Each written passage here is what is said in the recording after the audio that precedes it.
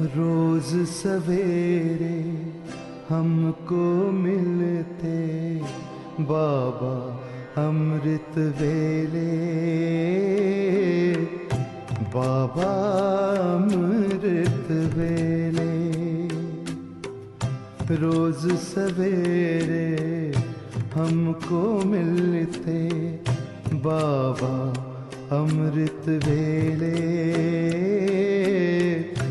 बाबा अमृत वेले। ऐसा लगता इंतजार में, ऐसा लगता इंतजार में, बैठे आप अकेले बाबा अमृत वेले। रोज सवेरे हमको मिलते बाबा अमृत वेले, बाबा अमृत वेले।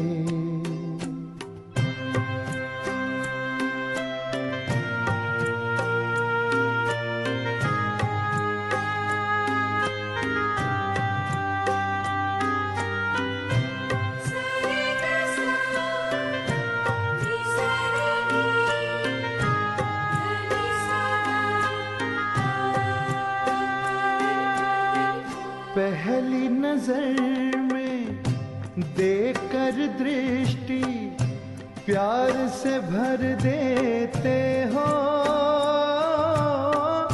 प्यार से भर देते हो। पकड़ के उंगली साथ में अपने बाबा ले लेते हो,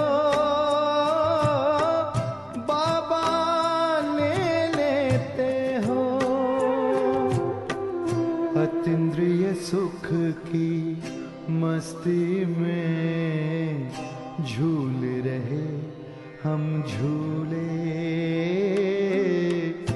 बाबा अमृत वेले। रोज सवेरे हमको मिलते बाबा अमृत वेले, बाबा अमृत वेले।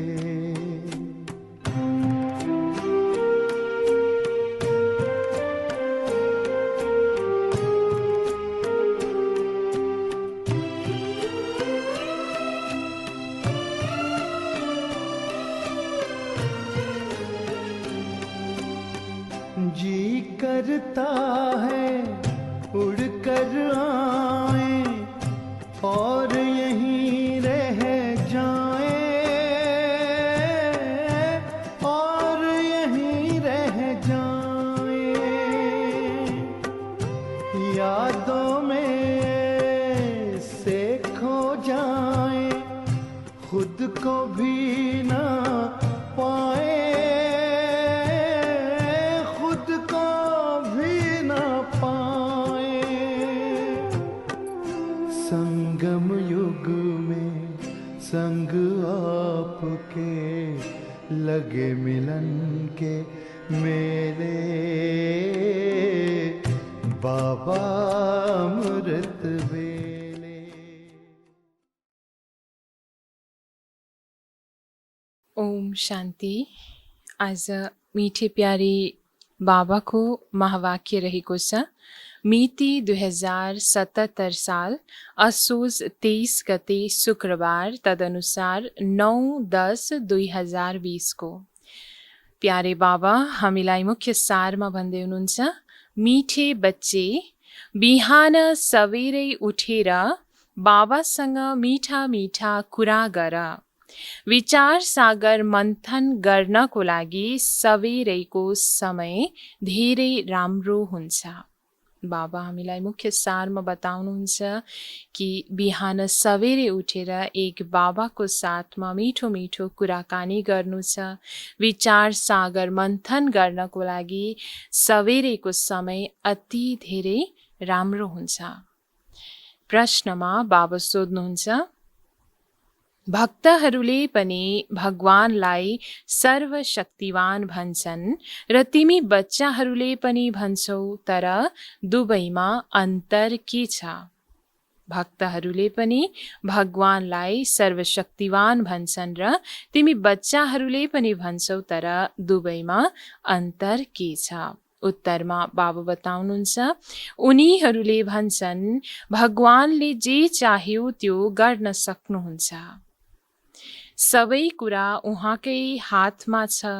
तर तिमीलाई थाहा छ, बाबाले भन्नुभएको छ, म पनि ड्रामाको बन्धनमा बाँधिएको छु। ड्रामा सर्वशक्तिवान छ। बाबालाई सर्वशक्तिवान यसैले भनिन्छ किनकि उहाँसँग सबैलाई सद्गति दिने शक्ति छ। यस्तो राज्य स्थापना गर्नुहुन्छ जसलाई कसैले पनि छिन्न सक्दैन। बाबा हामीलाई बताउनुहुन्छ प्रश्न उत्तरमा कि दुनियाँमा भक्ति गर्ने भक्तहरूले पनि भगवानलाई सर्वशक्तिवान भन्ने गर्छन् र हामीले ज्ञान प्राप्त गर्ने जो ईश्वरी सन्तान बाबाको बच्चाहरूले पनि बाबालाई सर्वशक्तिवान अवश्य भन्छौँ। तर दुवैमा अन्तर के रहेको छ? भक्तिमा भक्तहरूले सर्वशक्तिवान यो अर्थले भन्छन् कि भगवानले जे चाहनुहुन्छ त्यो गर्न सक्नुहुन्छ, सबै कुरा उहाँको हातमा छ। तर अहिले हामी बच्चाहरूले यो जानेको छौँ जस अनुसार बाबाले पनि भन्नुभएको छ कि बाबा स्वयं पनि ड्रामाको बन्धनमा बाँधिनु भएको छ। अर्थात् बाबा भन्नुहुन्छ ड्रामा सर्वशक्तिवान रहेको छ। बाबालाई सर्वशक्तिवान यस अर्थले हामी भन्ने गर्छौँ किनकि उहाँसँग सबैलाई सद्गति दिने शक्ति छ। यस्तो राज्य बाबाले आएर स्थापना गर्नुहुन्छ जुन राज्य हामीबाट कसैले पनि छिन्न सक्दैन। ओम शान्ति। कसले भन्यो ओम शान्ति भनेर सम्बोधन बाबा हामीलाई गर्नुहुन्छ? अवश्य बाबाले। ओम शान्ति यो कसले भन्यो? दादाले। अब तिमी बच्चाहरूले यो पहिचान गरेका छौ, उच्च भन्दा उच्च बाबाको महिमा त धेरै छ। भन्छन् सर्वशक्तिवान हुनुहुन्छ, त्यसैले के गर्न सक्नुहुन्न?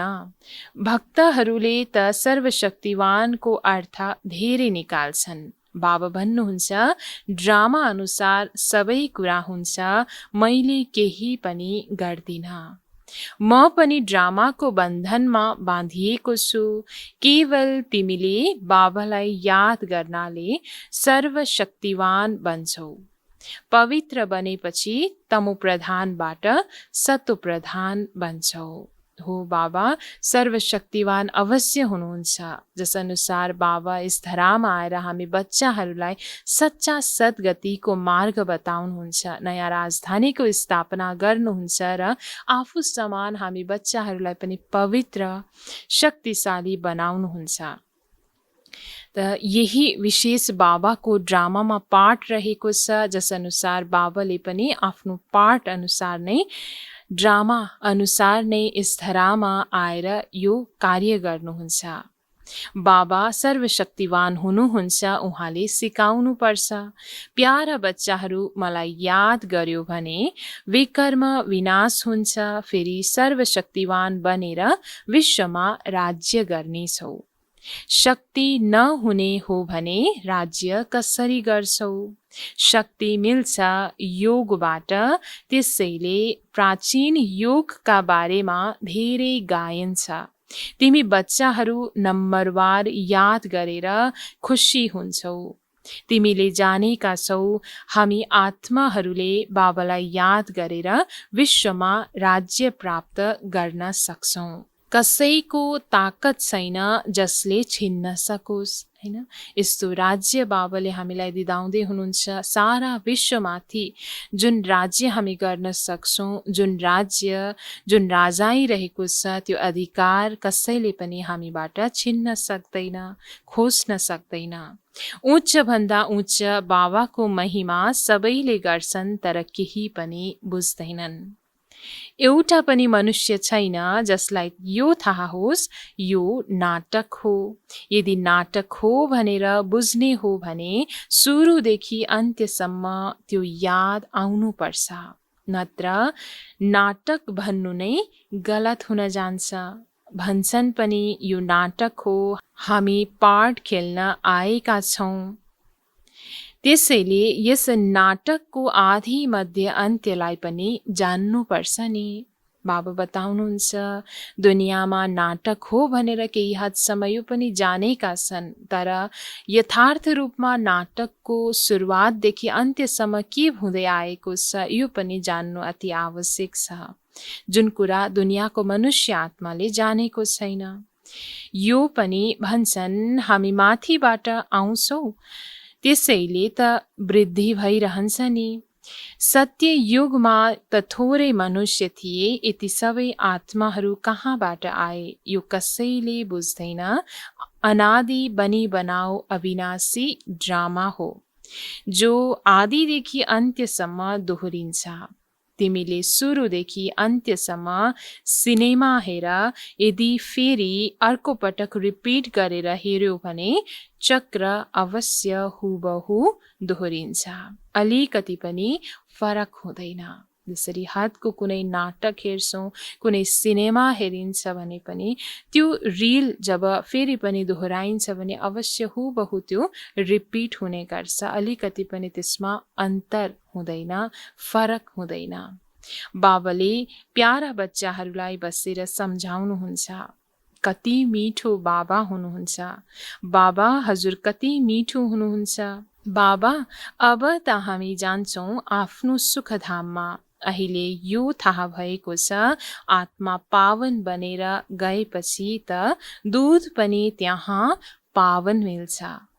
श्रेष्ठचारी माताहरू धेरै मिठा हुन्छन्, समय भएपछि बच्चालाई आफै दूध पिलाउँछन्, बच्चालाई रुने आवश्यकता हुँदैन। यसरी यो पनि विचार सागर मन्थन गर्नुपर्ने हुन्छ। यसरी बाबाले ज्ञानको विचार सागर मन्थन गर्ने क्रममा यस कलियुगी दुनियाँको र नयाँ सतयुगी दुनियाँको क्रियाकलाप, त्यहाँको चालचलन व्यवहार जुन रहेको छ, हरेक कुराको विचार गर्ने क्रममा विशेष हामीलाई नयाँ नयाँ ज्ञानको प्राप्ति हुन जान्छ। बिहान बाबासँग कुरा गर्न धेरै मजा आउँछ। बाबा हजुरले कति राम्रो युक्ति बताउनुहुन्छ, श्रेष्ठचारी राज्य स्थापना गर्ने। फेरि श्रेष्ठचारी माताको कुखमा जान्छौँ, अनेक पटक हामी नै त्यस नयाँ सृष्टिमा गएका थियौँ। अब हाम्रा खुसीका दिन आउँछन्, यो खुसीको खुराक हो, त्यसैले गायन पनि छ। अतीन्द्रिय सुख सोध्नु छ भने गोप गोपिनीहरूसँग सोधा। अहिले हामीलाई बेहदको बाबा मिल्नु भएको छ, हामीलाई फेरि स्वर्गको मालिक श्रेष्ठचारी बनाउनुहुन्छ। कल्प कल्प हामीले आफ्नो राज्य भाग्य लिन्छौँ, हार खान्छौँ, फेरि जित्छौँ।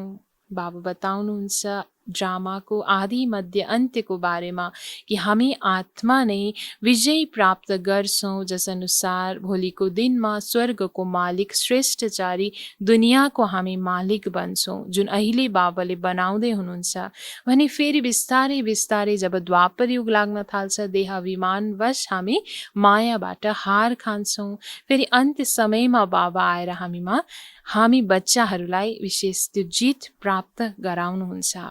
अहिले बाबालाई याद गरेर नै रावणमाथि विजय पाउनु छ, फेरि हामी पावन बनेर जानु छ। त्यहाँ लडाई दुःख आदिको नाम हुँदैन, कुनै खर्च हुँदैन। भक्ति मार्गमा जन्म जन्मान्तर कति खर्च गर्यो, कति धक्का खायो, कति गुरु बनायो। अब फेरि आधा कल्प हामीले कुनै गुरु बनाउँदैनौँ, शान्तिधाम सुखधाम जान्छौँ। अहिले हामीलाई यो ज्ञान मिलेको छ, यो समझ मिलेको छ। अवश्य पनि अबको समयमा जबकि बाबा स्वयं आएर हाम्रो सद्गुरु बनेर सत्मार्ग बताउनु भएको छ भने आधा कल्पसम्म सतयुग त्रेता युगभरि कोही पनि हामीले गुरु बनाउनु पर्दैन। शान्तिधाम सुखधाममा हामी आत्माहरू जान्छौँ। बाबा भन्नुहुन्छ, तिमी सुखधामका यात्री हौ, अब दुःखधामबाट सुखधाममा जानु छ। वहाँ हाम्रो बाबा कसरी हामीलाई पढाइरहनु भएको छ, हाम्रो यादगार पनि यहाँ छ। यो त धेरै आश्चर्य छ। यस दिलवाडा मन्दिरको त अपरम अपार महिमा छ। अहिले हामीले राजयोग सिक्छौँ, यसको यादगार त अवश्य बन्छ नि। यो हुबहु हाम्रो यादगार हो। जुन दिलवाडा मन्दिर जुन आबु पर्वतमा देखाइएको छ, बाबा विशेष भन्नुहुन्छ त्यो तिमी बच्चाहरूको नै यादगार हो, जसले अहिलेको समयमा राजयोगको अभ्यास गर्दै त्यो पुरुषार्थ गर्दैछौ, त्यो तपस्याको बलद्वारा आफूलाई परिवर्तन गर्दैछौ, पवित्र बनाउँदैछौ भने भोलिको दिनमा बच्चाहरू नै फेरि नयाँ दुनियाँको मालिक देवी देवता बन्नेछन्। बाबा मम्मा र बच्चाहरू बसेका छन्, तल योग सिकिरहेका छन्, माथि स्वर्गको राजाई छ। वृक्षमा कति स्पष्ट छ, बाबाले कसरी साक्षात्कार गराएर फेरि चित्र बनाउन लगाउनु भएको हो। बाबाले नै साक्षात्कार गराएर फेरि सुधार पनि गर्नुभयो। कति आश्चर्य छ, सारा नयाँ ज्ञान हो। यस ज्ञानको विषयमा कसैलाई पनि थाहा छैन। यति आश्चर्यमय ज्ञान, यति नौलो ज्ञान बाबाले अहिले हामीलाई कल्पमा एकचोटि सङ्गम युगमा आएर दिँदै हुनुहुन्छ, जसको साधनहरू जुन चित्रहरू देखाइएको छ अहिले हामी देख्न सक्छौँ। यो सारा चित्रहरू बाबा स्वयं साक्षात्कार गराएर बनाउन लगाउनुहुन्छ र फेरि त्यसमा सुधार पनि गर्नुभयो। बाबा नै बसेर सम्झाउनुहुन्छ, मनुष्य कति तमोप्रधान बन्दै जान्छन्, मनुष्य सृष्टि बढ्दै जान्छ, भक्ति पनि वृद्धि हुँदै हुँदै तमोप्रधान बन्छ। यहाँ अब तिमीले सत्वप्रधान बन्ने पुरुषार्थ गर्छौ। गीतामा पनि शब्द छ, मन मना भव। केवल यो जानेका छैनन् भगवान को हुनुहुन्छ। तिमी बच्चाहरूले सवेरे सवेरे उठेर विचार सागर मन्थन गर्नु छ, मनुष्यलाई भगवानको परिचय कसरी दियौँ। दुनियाँमा अवश्य पनि भगवानलाई याद त गर्दैछन्। मन मना भव अक्षर पनि गीतामा प्रसिद्ध छ, तर त्यसको अर्थ बुझेका छैनन्, किनकि स्वयं भगवान को हुनुहुन्छ त्यो जानेका छैनन्। त्यसैले बाबा हामी बच्चाहरूलाई इसारा दिनुहुन्छ कि विचार सागर मन्थन चलाऊ, कसरी ती भक्तहरूलाई, दुनियाँको सम्पूर्ण मनुष्य आत्माहरूलाई स्वयं पिता परमात्माको परिचय दिन सकौँ। भक्तिमा पनि मनुष्य सवेरे सवेरे उठेर कोठामा भक्ति गर्छन्। यो पनि विचार सागर मन्थन भयो नि। अहिले तिमीलाई ज्ञानको तेस्रो नेत्र मिल्छ। बाबाले तेस्रो नेत्र दिने कथा सुनाउनुहुन्छ। यसलाई नै फेरि तिजरीको कथा भनिदिएका छन्। तिजरीको कथा, अमर कथा, सत्यनारायणको कथा पनि प्रसिद्ध छन्। एक बाबाले अहिले जुन हामी बच्चाहरूलाई ज्ञान दिँदै हुनुहुन्छ, सङ्गम युगको यादगारमा नै अनेक कथाहरू पनि बनिएको छ। सुनाउने एउटै बाबा हुनुहुन्छ जो फेरि भक्ति मार्गमा चल्छ। ज्ञानले तिमी बच्चाहरू सम्पन्न बन्छौ, त्यसैले देवी देवताहरूलाई पदमपति भनिन्छ। देवताहरू धेरै धनवान पदमपति बन्छन्। कलियुगलाई पनि हेर र सत्ययुगलाई पनि हेर, रात दिनको फरक छ। सारा दुनियाँको सफाई हुनमा समय लाग्छ नि। यो बेहदको दुनियाँ हो। यसरी सारा दुनियाँ जो कलियुग अति फोहोरी दुनियाँ बनेको छ, जहाँ विकार र विकृति भरिपूर्ण छ, तमो प्रधानता अतिभन्दा अति छ, यो दुनियाँलाई अवश्य पनि परिवर्तन हुन, पवित्र बन्नमा समय त अवश्य लाग्छ।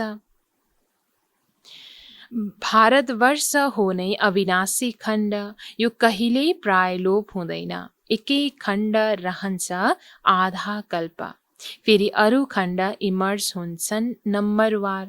तिमी बच्चाहरूलाई कति ज्ञान मिल्छ भन, विश्वको इतिहास भूगोलले कसरी चक्र लगाउँछ आएर बुझ्नुहोस्। प्राचीन ऋषि मुनिहरूको कति मान छ, तर उनीहरूले पनि सृष्टिको आदि मध्य अन्त्यलाई जानेका छैनन्। जो प्राचीन ऋषि मुनि आदिहरू छन्, जसले आफू पवित्र रहेर सारा खण्डलाई नै पवित्र राख्नको लागि, थमाउनको लागि अति मूल्यवान आफ्नो योगदान त दिए, तर पनि बाबा बताउनुहुन्छ उनीहरूलाई सृष्टिको आदि मध्य अन्त्यको ज्ञान त छैन। उनीहरू हठयोगी हुन् हो, बाँकी उनीहरूमा पवित्रताको ताकत छ, जसद्वारा सृष्टिलाई थमाउँछन्। नत्र दुनियाँ थाहा छैन के हुन्थ्यो। घरमा झाडु पोछा आदि लगाइन्छ नि, तब शोभा हुन्छ। घरमा पनि हदमा, जसरी हामी लौकिक घरहरूमा पनि झाडु पोछा लगाउने गर्छौँ, कहीँ फोहोर त रहँदैन, यसको ध्यान दिने गर्छौँ। त्यसैले घर सफा सुग्घर रहन्छ, घरमा त्यो शोभा रहन्छ। भारतवर्ष महान पवित्र थियो, अहिले त्यही पतित बनेको छ। त्यहाँ तिम्रो सुख पनि धेरै समय चल्छ, तिमीसँग धेरै धन हुन्छ, तिमी यहाँ नै रहन्थ्यौ। तिम्रो राज्य थियो, हिजोको कुरा हो। फेरि पछि अन्य धर्म आए, उनीहरूले आएर केही सुधार गरेर आफ्नो नाम प्रसिद्ध गरेका छन्। अब ती पनि सबै तमोप्रधान बनेका छन्। अहिले तिमी बच्चाहरूलाई कति खुसी हुनुपर्छ। यी सबै कुरा नयाँलाई सुनाउनु हुँदैन, सबैभन्दा पहिला त बाबाको परिचय दिनुपर्छ। अनेक ज्ञानको कुराहरू विस्तारमा नगइकन नयाँ नयाँ बच्चाहरूलाई सबैभन्दा सुरुवातमा एक बाबाको परिचय नै यथार्थ रूपमा दिनु छ, तब नै अन्य कुराहरू उनले समाउन सक्छ। बाबाको नाम, रूप, देश, काललाई जान्नुहुन्छ। उच्च भन्दा उच्च बाबाको पाठ त प्रसिद्ध छ नि। अहिले तिमीलाई थाहा छ, उहाँ बाबाले नै हामीलाई निर्देशन दिइरहनु भएको छ। तिमीले फेरि आफ्नो राजधानी स्थापना गरिरहेका छौ। तिमी बच्चाहरू मेरा सहयोगी हौ। तिमी पवित्र बन्छौ, तिम्रो लागि पवित्र दुनियाँ अवश्य स्थापना हुनु छ। तिमीले यो लेख्न सक्छौ, पुरानो दुनियाँ बदलिरहेको छ, फेरि यो सूर्यवंशी चन्द्रवंशी राज्य हुन्छ, फेरि रावण राज्य हुन्छ। यसरी अन्य आत्माहरूलाई हामीले यो ज्ञान दिन सक्छौँ, जुन ज्ञान हामी बच्चाहरूलाई बाबाले दिनुहुन्छ। चित्रहरूमा सम्झाउन धेरै राम्रो लाग्छ। यिनीहरूमा तिथि मिति सबै लेखिएको छ। भारतवर्षको प्राचीन राजयोग मतलब याद। यादद्वारा विकर्म विनाश हुन्छ र पढाइद्वारा पद मिल्छ। दैवी गुण धारण गर्नु छ हो, यति अवश्य हो। मायाको तुफान आउँछ। सवेरे उठेर बाबासँग कुराकानी गर्नु छ, धेरै राम्रो हुन्छ। भक्ति र ज्ञान दुवैको लागि यो समय राम्रो हुन्छ। सवेरेको समय अमृत बेला जसलाई भनिन्छ, अमृतमय अवस्था हामी आत्माले त्यो बेलामा बनाउन सक्छौँ, जहाँ जुन समयमा अमृतमय अवस्था अर्थात् एक पिता परमात्माबाट भरपूर भण्डार जुन वरदानको हामीमा आफूले भर्न सक्छौँ, जुन भक्तिमा पनि यो समयको धेरै गायन गरिएको छ। मिठा मिठा कुराकानी गर्नुपर्छ। अब हामी श्रेष्ठचारी दुनियाँमा जान्छौँ। वृद्धहरूको दिलमा त यो रहँदो हो नि, हामी शरीर छोडेर गर्भमा जान्छौँ। बाबाले कति नशा चढाउनुहुन्छ। बसेर यस्ता यस्ता कुरा गर्यो भने पनि तिम्रो पुण्य जम्मा हुन्छ। शिव बाबाले हामीलाई नर्कवासीबाट स्वर्गवासी बनाइरहनु भएको छ। सबैभन्दा पहिला हामी आउँछौँ, सारा अलराउन्ड पार्ट हामीले बजाएका छौँ। अब बाबा भन्नुहुन्छ, यस छिछि चोलालाई छोडिदेऊ, देहसहित सारा दुनियाँलाई भुल्दै जाऊ। यो हो बेहदको सन्यास। सारा दुनियाँलाई नै भुल्नु, यो शरीरमा रहेर पनि, यही दुनियाँमा रहेर पनि, यसैलाई भनिन्छ बेहदको सन्यास। त्यहाँ पनि तिमी वृद्ध भएपछि साक्षात्कार हुन्छ। म बच्चा बन्छु, खुसी हुन्छ। बचपन त सबैभन्दा राम्रो हुन्छ। यसरी यसरी सबेरै बसेर विचार सागर मन्थन गर्नु छ। पोइन्टहरू निस्कन्छन्, तब तिमीलाई खुसी हुन्छ। खुसीमा घन्टा 1.5 घन्टा बित्छ। जति अभ्यास हुँदै जान्छ त्यति खुसी बढ्दै जान्छ। धेरै मजा आउँछ र फेरि घुम्दा फिर्दा याद गर्नु छ। त्यो अभ्यास जब पक्का हुन्छ भने अवश्य पनि चल्दा फिर्दा घुम्दा हरेक कार्य गर्दाखेरि एक बाबाको याद पक्का हुन जान्छ। फुर्सद धेरै छ, हो विघ्न पर्छन्, त्यसमा कुनै शङ्का छैन। धन्दामा मनुष्यलाई निन्द्रा आउँदैन। जो सुस्त हुन्छन् उनीहरू निदाउँछन्। तिमीले जति हुन सक्छ शिव बाबालाई नै याद गरिराख। तिमीलाई बुद्धिमा रहन्छ, शिव बाबाको लागि हामी भोजन बनाउँछौँ, शिव बाबाको लागि हामी यो गर्छौँ। भोजन पनि शुद्धिसँग बनाउनु छ। यस्तो चिज नहोस् जसबाट खिटपिट होस्। यी बाबा स्वयं पनि याद गर्छन्। स्वयं ब्रह्मा बाबा पनि एक शिव बाबाको यादमा मग्न रहेर हरेक कार्य गर्नुहुन्थ्यो। भने हामी बच्चाहरूलाई पनि हर कार्य गर्ने क्रममा एक निराकार शिव बाबाको नै याद रहनुपर्छ। अच्छा, मीठे मीठे सिख लिँदै बच्चाहरूप्रति माता पिता बाप दादाको याद प्यार एवं गुड मर्निङ। रुहानी बाबाको रुहानी बच्चाहरूलाई नमस्ते। रुहानी बच्चाहरूको रुहानी बाबालाई गुड मर्निङ, नमस्ते बाबा, नमस्ते। धारणाको लागि मुख्य सार 1 नम्बरमा, बिहान सवेरे उठेर बाबासँग मिठा मिठा कुरा गर्नु छ। सधैँ खुसीको खुराक खाँदै अतीन्द्रिय सुखको अनुभव गर्नु छ। बाबा धारणा 1 मा बताउनुहुन्छ कि बिहान सवेरे सवेरे उठेर एक बाबासँग मिठो मिठो कुराकानी गर्नु छ। यसरी एक बाबाको यादद्वारा नै सधैँ खुसीको खुराक खाँदै अतीन्द्रिय सुखको अनुभव गर्नु छ। धारणा 2 मा, सत्ययुगी राजधानी स्थापना गर्नमा बाबाको पूरा सहयोगी बन्नको लागि पावन बन्नु छ। यादद्वारा विकर्म विनाश गर्नु छ। भोजन पनि शुद्धसँग बनाउनु छ। बाबा धारणा 2 मा यो पक्का गराउँदै हुनुहुन्छ आज कि सत्ययुगी राजधानी स्थापना गर्न जसरी बाबा अहिले आउनु भएको छ यस धरामा, भने यो कार्यमा बाबाको पूरा मद्दतगार सहयोगी बच्चा बन्नको लागि आफू स्वयं हामीलाई पवित्र अर्थात् पावन बन्नु छ। यादद्वारा विकर्म आफ्नो विनाश गर्नु छ। साथै बाबा भन्नुहुन्छ भोजन पनि शुद्धसँग बनाउनु पर्छ। आज बाबा हामीलाई वरदान दिँदै हुनुहुन्छ, स्वस्थितिद्वारा परिस्थितिहरूमाथि विजय प्राप्त गर्ने सङ्गम युगी विजय रत्न भव। स्वस्थितिद्वारा परिस्थितिहरूमाथि विजय प्राप्त गर्ने सङ्गमयुगी विजयी रत्न भव। वरदानको विस्तारमा परिस्थितिहरूमाथि विजय प्राप्त गर्ने साधन हो स्वस्थिति। यो देह पनि पर हो, स्व होइन।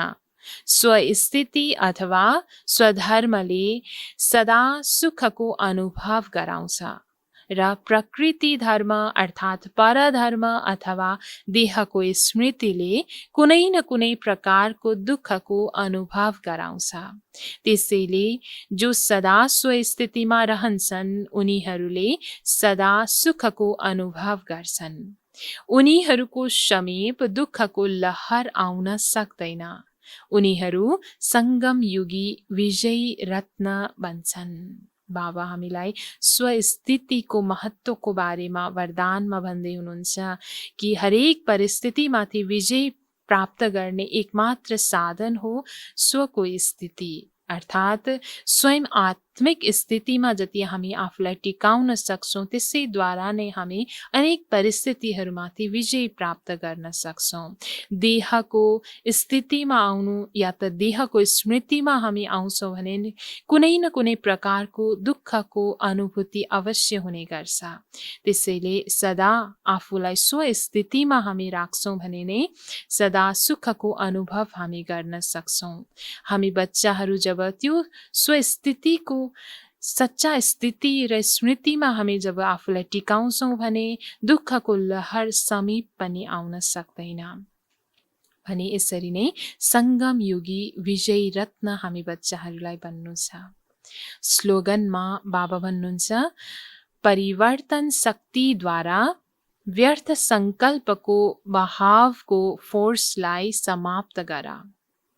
परिवर्तन शक्तिद्वारा व्यर्थ सङ्कल्पको बहावको फोर्सलाई समाप्त गर। परिवर्तन शक्ति आफूमा जति हामी धारण गर्छौँ त्यति नै व्यर्थ सङ्कल्पको बहाव जति फुल फोर्सको साथमा आउँछ त्यसलाई हामी समाप्त गर्न समर्थ हुन सक्छौँ। अन्त्यमा मातेश्वरीजीको अनमोल महावाक्य हामी सुन्दैछौँ।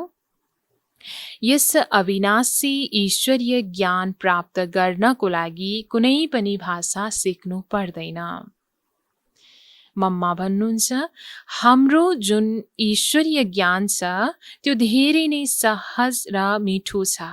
यसबाट जन्म जन्मान्तरको लागि कमाई जम्मा हुन्छ। यो ज्ञान यति सहज छ जुन कुनै पनि महान आत्मा अहिल्या जस्ता पत्थर बुद्धि कुनै पनि धर्मको बालकदेखि लिएर वृद्धसम्म जसले पनि प्राप्त गर्न सक्छ। हेर, यति सहज हुँदाहुँदै पनि दुनियाँले यस ज्ञानलाई धेरै कठिन सम्झन्छन्। कसैले सम्झन्छन् जब हामी वेद शास्त्र उपनिषद पढेर ठुला ठुला विद्वान बनेका छौँ त्यसको लागि त फेरि भाषा सिक्नुपर्छ। धेरै हठयोग गरेपछि मात्र प्राप्ति हुन सक्छ। तर यो कुरा त हामीले अनुभवले जानिसकेका छौँ। यो ज्ञान धेरै नै सहज र सरल छ किनकि स्वयं परमात्माले पढाइरहनु भएको छ। यसमा न कुनै हठ क्रिया, न जप तप, न शास्त्रवादी पण्डित बन्न, न यसको लागि कुनै संस्कृत भाषा सिक्न आवश्यक छ। यहाँ त नेचुरल रूपमा आत्माले आफ्ना परमपिता परमात्मासँग योग लगाउनु छ।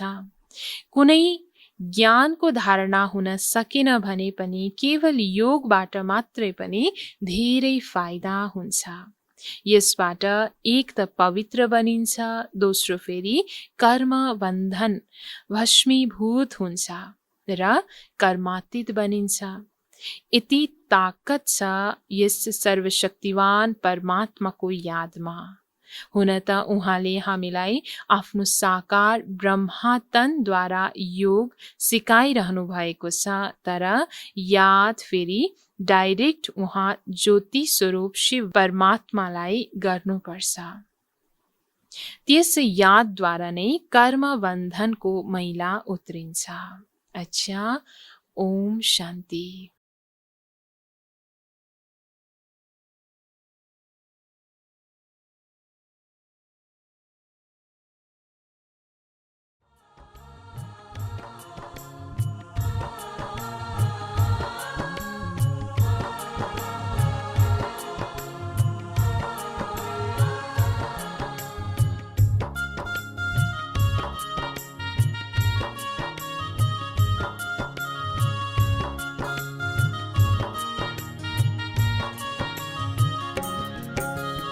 याद की यात्रा से तुझे शिव बाबा मिल जाएंगे।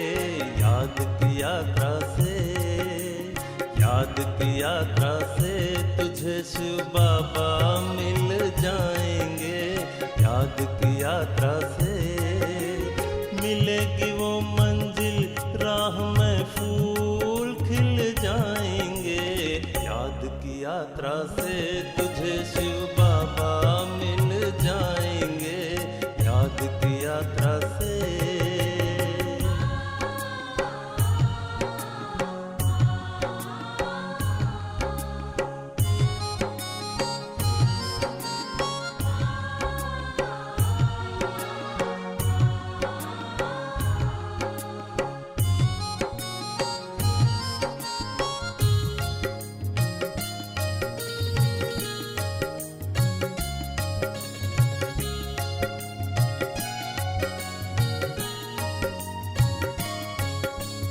मंदिर में नहीं, तीर्थ में नहीं, ना मिले हिमालय पे मानव में नहीं, तत्व में नहीं, ना मिले वेदों में वे आत्म ज्योति जगा तुझे शिव बाबा मिल जाएंगे। आत्म ज्योति जगा।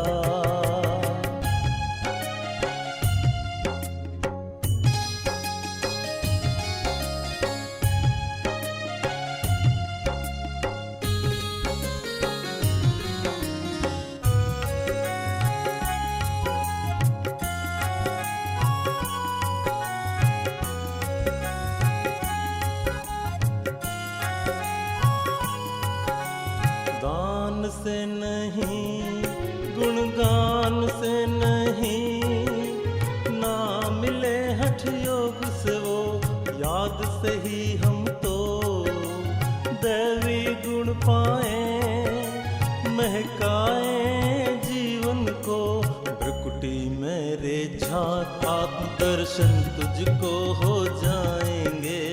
भ्रकुटी मेरे झांक।